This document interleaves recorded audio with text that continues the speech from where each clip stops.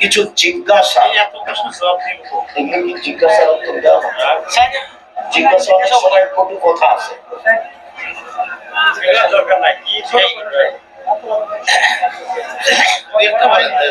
ঘুষ দিয়ে চাকরি নিলে তার বেতনের টাকা কি হালাল? যদি ও পরীক্ষায় ফার্স্ট হয়েছে তবুও টাকা লাগে তাহলে ও মাজলুম, তাছাড়া তার হারাম।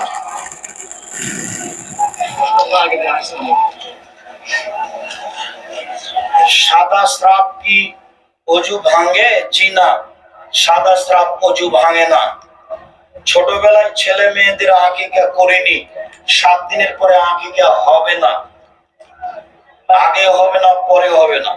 বিয়ের সময় যদি মেয়ে কবুল না বলে তাহলে সে বিয়ে ইসলাম সম্মত কি? মেয়ের কবুল বলাটাই না জায়েজ। মেয়ের কাছে কবুল করাতে যেতে হবে না, ওটাই জরুরি ভাবে ছেড়ে দিতে হবে। কবুল ওর বাপ করাবে, মেয়ের বাপ। বিশেষ কোন রোগের কারণে জরায়ুর নাড়ি কেটে ফেলা যাবে কি? সেটা চিকিৎসকের ব্যাপার, কেটে ফেলতে পারে, নিতেও পারে। অনেক সালাফি আলেম বলেন বুকে হাত বাঁধার হাদিস জয়ীফ। বুকে হাত বাঁধারই হাদিস সহিহ, নাভির নিচে হাত বাঁধার হাদিস জয়ীফ। আমি দাড়ি রাখতে চাই কিন্তু স্ত্রীর নিষেধ। নোংরা কথা বলবো কেন? আমাদের গ্রামে মহিলারা ঈদের সালাত বাড়িতে জামাতে পড়িয়ে খুতবা দেয়। জি না, মেয়েদেরকে ঈদের মাঠে যেতে হবে, জরুরি বাধ্য। জুমা মসজিদে মহিলারা ঈদের সালাত আদায় করবে, এটা বিদআত। এরকম প্রথা রাসূলের যুগে ছিল না। রব্বানা লাকাল হামদ জোরে পড়া যাবে কি? যাই, তবে ধীরে পড়া উত্তম। বেকায়দায় পড়ে সুদখোরের বাড়ি দাওয়াত খাওয়া যাবে কি?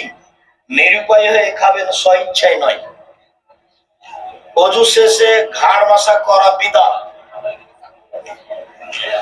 অনেকেই বলে আগে যুব সংঘ দলে ছিলেন, ভুল বলেছে, তোমার করতে হবে। পরহেজগার হওয়ার জন্য কি কি আমল করব? 5 ওয়াক্ত সালাত আদায় করেন, কোরআন তেলাওয়াত করেন, হালাল রুজি খান। আর দুজন যেখানে বসে আছে ওখানে বসবেন না, ওখানে আর একজনের বদনাম হচ্ছে, পরকাল হারাবে। আড্ডা পেটবেন। দল বেঁধে কবরস্থানে যাওয়া জিয়ারত করা বিদআত। একাই যাবে। এই সালাতুত তাসবিহ পড়া যাবে কি? হাদিস সহিহ নয়। তাহাজ্জুদ পড়েন, তাহাজ্জুদ। সাব্বিহ ইসমা রাব্বিকাল আলা জবে সুবহান রাব্বিয়াল আলা সবাই জোরে বলবে, চিনা চুপে চুপে। সূরা 3 এর শেষে বলা যাবে না, সূরা 3 এর উত্তর দেওয়া যাবে না, সূরা আলার যাবে, সূরা গাসিয়ার যাবে। অনেকে বলে দাড়ি রাখা তেমন গুরুত্ব নেই, কিছু বলুন। দাড়ি রাখা জরুরি, ফরজ। গুরুত্ব নেই কথা বললে কাবিরা গুনাহ হবে।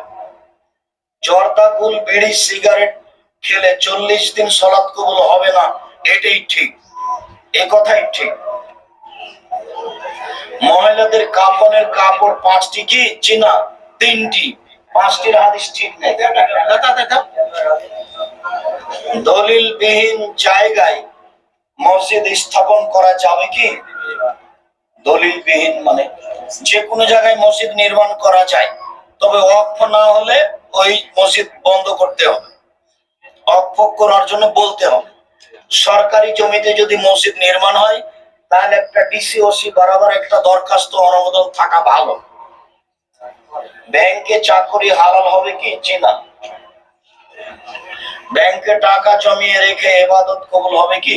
নিরুপায় হয়ে ব্যাংকে টাকা রাখতে পারে, যা লাভ আসবে সেগুলো অসহায় পুরুষ নারীকে দিয়ে দিবে। যারা ধান, গম, গরু, উট এগুলোর ওসর বা যাকাত আদায় করে না, তার হুকুম কি? তার ইবাদত কবুল হবে না। লুঙ্গি, শাড়ি দিয়ে যাকাত দেওয়া যাবে কি? জি না। যাকাত টাকায় হস্তান্তর করতে হবে, যাকাত পরিবর্তন করে কাপড়, লুঙ্গি বিতরণ করা যাবে না। কেননা যাকাতের টাকাটা যেটা, ওই টাকার মালিক উনি নন। যাকাতের ওই টাকাটার মালিক হলো ফকির মিসকিন। অতএব যে জিনিসটার মালিক তিনি নন, সেই জিনিসটার উপরে তিনি ক্ষমতা খাটাতে পারেন না।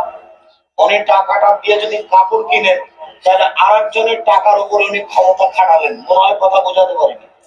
জাকাতের টাকাটার মালিক কে? ফকির মিসকিন। তো উনি তার হাতে দিয়ে দিবেন, তার জিম্মেদারি শেষ। তো উনি কেন জাকাতের টাকা দিয়ে লঙ্গি কিনতে গেলেন? তাহলে ওই টাকার উপরে এখনো তার ক্ষমতা আছে? নেই।